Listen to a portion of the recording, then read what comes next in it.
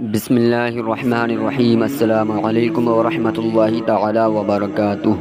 دوستو، میں امید کرتا ہوں آپ تمام تر حضرات خیر و عافیت سے ہوں گے اور آپ پر اللہ رب العزت کا احسان عظیم ہوگا۔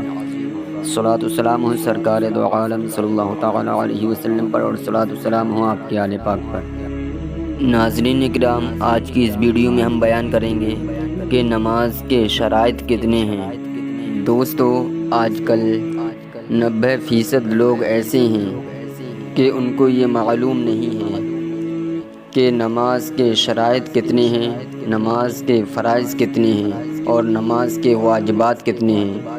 90% لوگ ایسے ہیں کہ جن کو یہ پتہ ہی نہیں ہے کہ کن چیزوں سے نماز فاسد ہو جاتی ہے، کن چیزوں سے نماز مکروہ ہو جاتی ہے، کن چیزوں سے سجدہ سہو واجب ہوتا ہے۔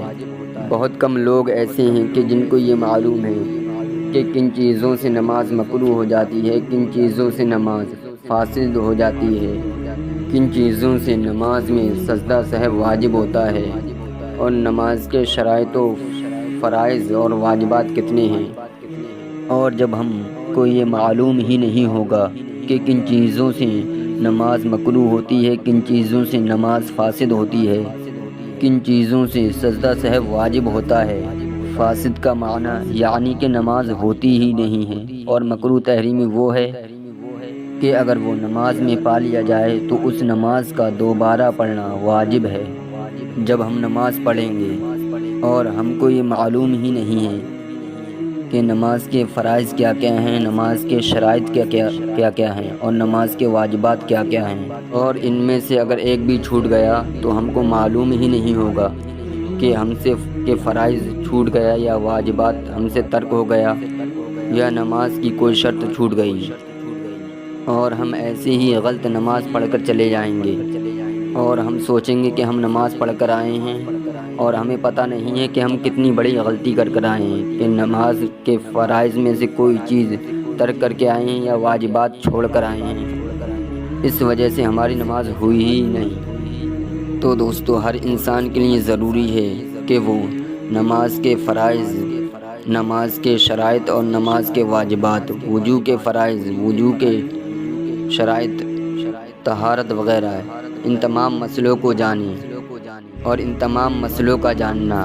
ہر مسلمان مرد اور عورت پر فرض ہے۔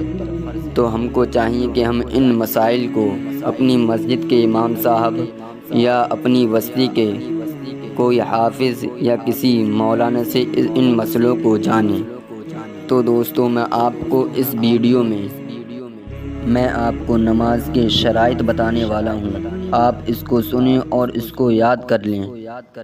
ویڈیو شروع کرنے سے پہلے میں آپ سے ایک چھوٹی سی گزارش کرنا چاہتا ہوں کہ اگر آپ ہمارے چینل پر نئے ہیں تو چینل کو سبسکرائب کر دیں، بیل آئیکن کے بٹن کو پریس کر دیں تاکہ آنے والی ہر نوٹیفیکیشن آپ تک سب سے پہلے پہنچ جائے، اور ویڈیو کو بالکل بھی مس نہ کریں۔ بلا تاخیر ویڈیو شروع کرتے ہیں۔ تو دوستو، نماز کے 6 شرائط ہیں، جن میں سے اگر ایک بھی ترک ہو گیا، ایک بھی چھوٹ گیا تو نماز شروع ہی نہیں ہوگی۔ وہ 6 شرائط کیا کیا ہیں، آئیے جانتے ہیں۔ نمبر 1، طہارت۔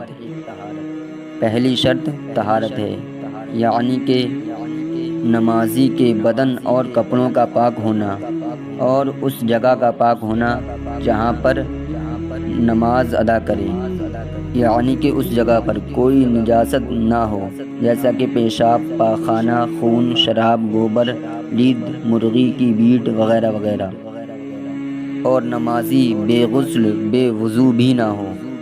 نمبر 2، ستر عورت، یعنی کہ مرد کا بدن ناف سے لے کر گھٹنوں تک ڈھکا ہوا ہونا، گھٹنے کھلے نہ رہیں، اور عورت کا تمام بدن ڈھکا ہو سوائے منہ اور ہتھیلی کے، اور ٹخنوں تک پیر کے، اور ٹخنے بھی ڈھکے رہیں۔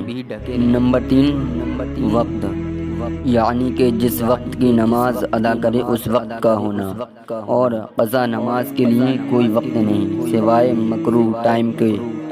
نمبر 4، استقبال قبلہ، یعنی کہ کعبہ شریف کی طرف منہ کر کے نماز پڑھنا۔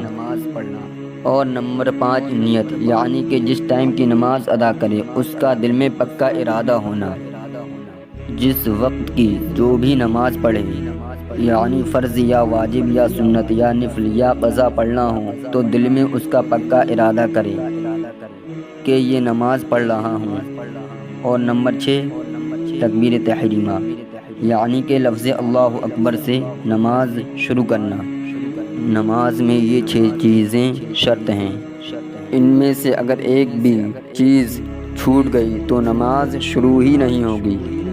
مثلاً اگر آپ ناپاک کپڑے پہن کر نماز پڑھ رہے ہیں تو آپ کی نماز ہی نہیں ہوگی، کیونکہ پہلی شرط یہ ہے کہ پاک و صاف ہونا، یعنی کہ نمازی کے کپڑے، بدن اور اس جگہ کا پاک ہونا جہاں پر وہ نماز پڑھ رہا ہے۔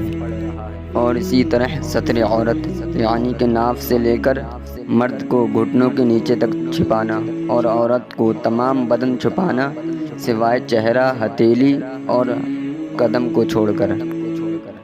اور تیسری شرط وقت ہے، اگر کسی نے وقت سے پہلے نماز پڑھی تو اس کی نماز ہوگی ہی نہیں۔